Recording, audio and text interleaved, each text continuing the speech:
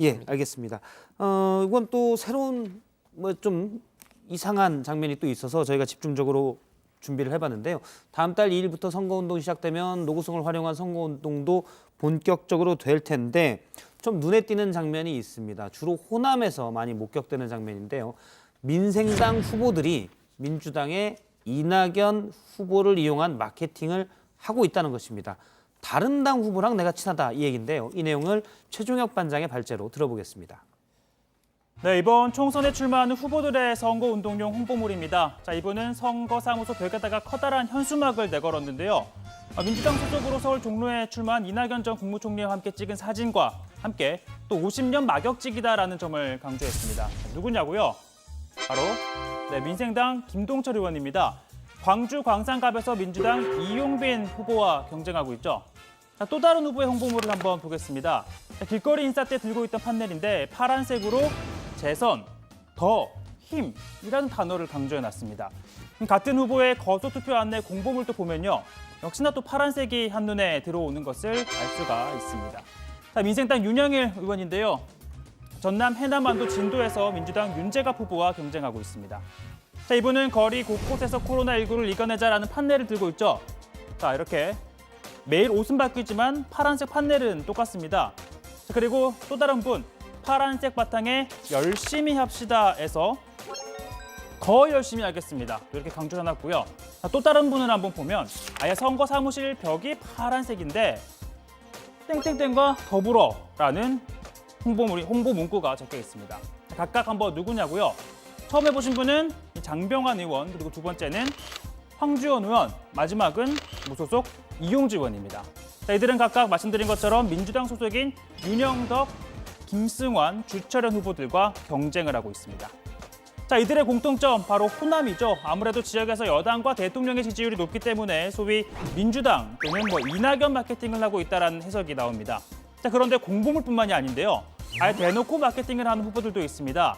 자, 이분은 자신이 또 국회의원이 되어야 하는 이유를 이렇게 말합니다.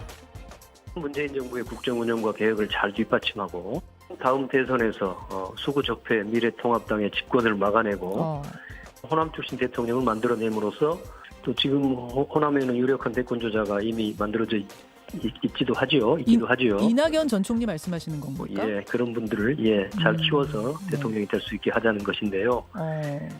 자, 이런 얘기만 좀 듣고 보자면 누가 들어도 여당 소속 후보로 인식하기 십상인데요. 자, 누구냐고요? 바로 7선을 노리는 민생당 청정배 의원입니다. 자, 이번 총선에서 지역구 최다선 도전자이기도 하죠. 자, 이러한 얘기를 들은 경쟁자, 민주당 소속 양양자 후보 이렇게 말합니다. 국민의당에서 민평당, 무소속, 대한신당, 민생당까지 이동을 하면서 더더군다나 4년 전에 이제 반문정서 그리고 호남 물대론을 내세우면서 이 지역에 거의 분열을 가져왔다라고 말씀들 하시고요. 그때는 또 이제 안철수 대망론이었는데 네. 이번에는 다시 또 이낙연 마케팅을 해서 깜짝 놀라고 있습니다. 자, 야당임에도 정부의 국정 운영을 뒷받침하겠다, 정권을 재창출하겠다라는 중지는 천정배 의원만이 아닙니다. 자, 일단 먼저 여론조사 결과 하나를 좀 전해드리면요. 목포 시민들을 한 여론조사 결과입니다.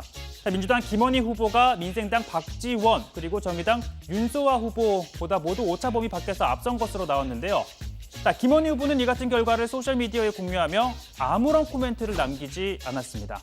자, 그런데 오늘 새벽 박지원 의원의 소셜미디어에 올라온 글입니다. 문재인 대통령과 정권 재창출을 위해 미래통합당 대통령 후보와 누가 TV에서 제일 잘 싸울 수 있을까요? 라고 물었는데요. 바로 자신이라고 강조를 한 겁니다. 솔직히 정권 재창출이라는 표현은 민주당 후보의 말처럼 보일 수밖에 없는데요. 물론 박지원 의원은 줄곧 선거가 끝나면 민주당과 통합할 것이란 입장이었습니다. 나중에 그러면 다시 대선을 앞두고 합칠 수도 있네. 그러한 얘기를 이낙연 전 총리와 퇴임한 그날 예. 정대철 전 대표와 저하고 셋이 만나가지고 여러 가지 얘기를 했습니다. 이낙연 전 총리의 경우 그 민주당에 이른바 세력이 없다라는 평가들이 많이 있었기 때문에 나중에 민주당 합당해서 그 세력의 일부 역할을 할 수 있지 않냐라는 질문인데 그 정치는 생물이기 때문에 어디로 흘러갈지는 모르지만은 예. 결국 저는 만나야 된다. 특히 진보 정권의 재창출을 위해서는 우리가 어떠한 역할이라도 저는 하겠다.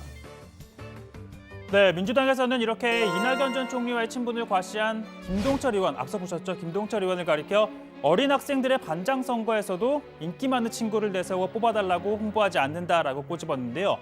민망한 꼼수로 승부하려는 전략이 기생충을 떠올린다라고도 독설을 남겼습니다.